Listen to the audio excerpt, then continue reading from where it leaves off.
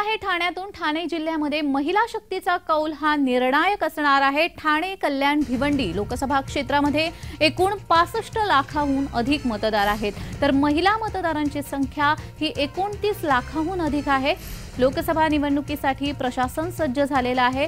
ठाणे जिल्ह्यातील ठाणे, कल्याण आणि भिवंडी या 3 लोकसभा मतदारसंघामध्ये एकूण 65,01,671 मतदार असून यात 29,94,315 इतक्या महिला मतदार आहेत। एकट्या ठाणे लोकसभा क्षेत्रामध्ये 11,27,995 महिला मतदार आहेत।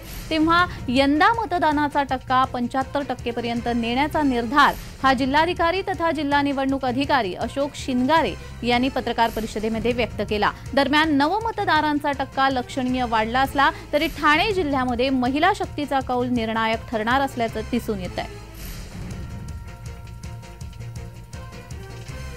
जिल्ह्यामध्ये एकूण मतदारांची संख्या विचारात घेतली तर 65,01,671 एवढे एकूण मतदार आहेत।